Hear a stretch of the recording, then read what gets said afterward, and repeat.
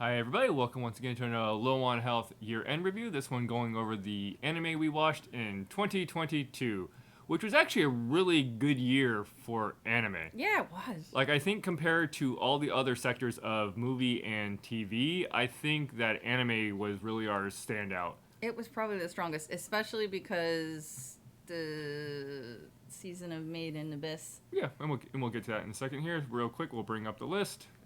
Oh, got my puppy here. She's always just bouncing around. So this is the anime we watched in 2022. Once again, what is interesting is we watched basically 23 series. So that's usually like just the 12 episode, 13 episode chunks.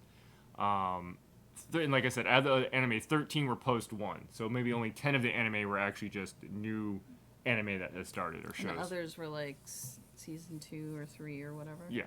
Of course, our number one was Cyberpunk Edge Runners, which of course is done by Studio Trigger, which has done Premiere, Gurren Lagann, and other really like hits, and they're they're just really great.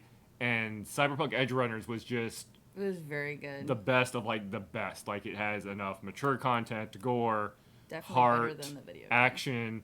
Yeah, and music. Music. You were immediately obsessed with the music. Like a lot of the music is just really great. It was very good. Yeah. It helped re-generate or make people like go back to the video game, which has been pretty much fixed now. Like that actually helped player count for that. It was just really good and solid and just sticks with you. And like anybody that has Netflix or anybody that's even into anime and hasn't watched anything recently, Edge Runners is not a long thing. I think it's maybe 8 or 10. It's not like you're 12 or 14. It's definitely worth watching. It's very good. The next one is Made in the Abyss. So this would be like its third season, or however you want to look at it. The third season or the second? However, I don't know. The thing is, there was the OAV movies that we basically rewatched to get caught up with it, because we want to say we watched the first. There's like the first season, and then the movie, and then the sequel to the movie, which is technically like your season 2, and then it's.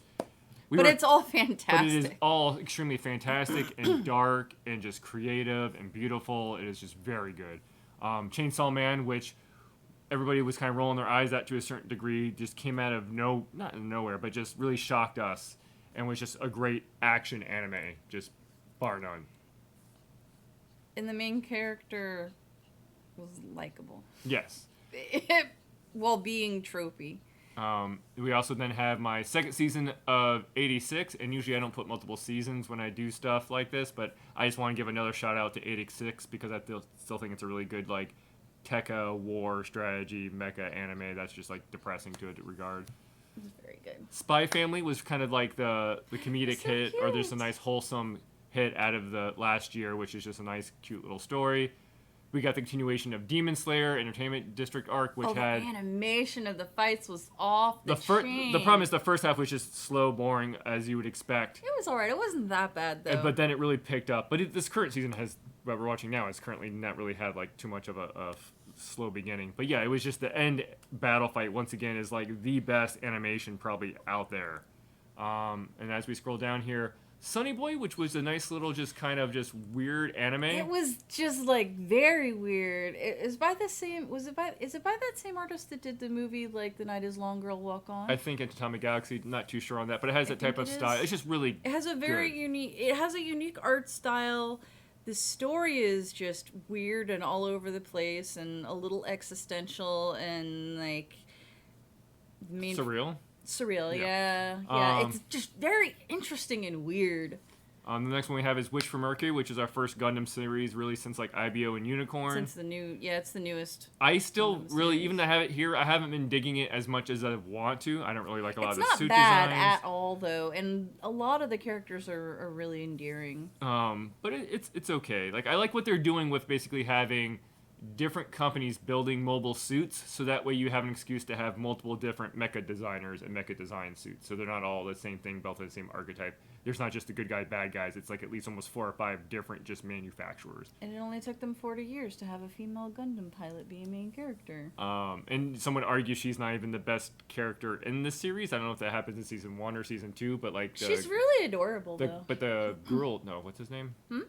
Gaff the Pink. Gwell? Yeah, is actually I think a more compelling character and had like the better episode. Gwell, I think. Yeah.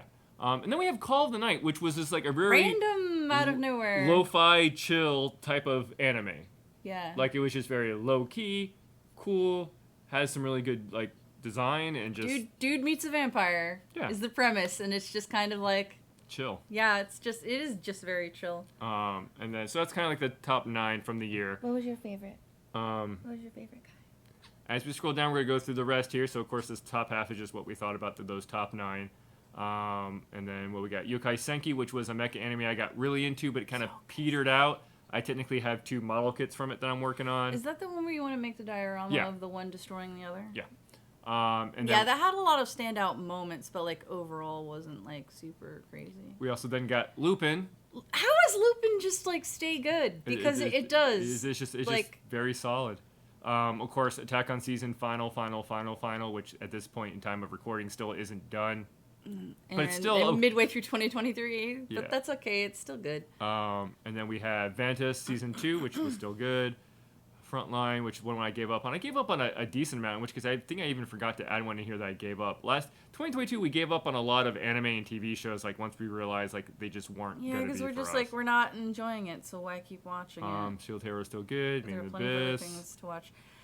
Yeah, we rewatched the Code. Well, it was a rewatch for you, the Code Geass OAVs. Yeah. But I had only seen a couple episodes of Code Geass, Just to get caught up on so that was finally saw the whole thing, and I was like, oh, more Bastard. mecha than I thought. Bastard, which was just kind of weird. It was so funny. like really slow it was paced so and funny and self-aware. and then of course you have the multiple seasons of Damachi, Mob Psycho. Mob Psycho had a good ending. Boku no Hero, which I forgot what seasons were on, and then Don Machi is getting way too long in the tooth. and then Bleach, which was just nice to see Bleach come back and just see The like art all was these fantastic, yeah. character designs like being like rezzed up and just nice looking, which was very just nice to see. But that's it. That's really all we really watched this year. I forgot. Yeah, I don't have that one anime series, which I don't even recall, but it has some cool mecha design.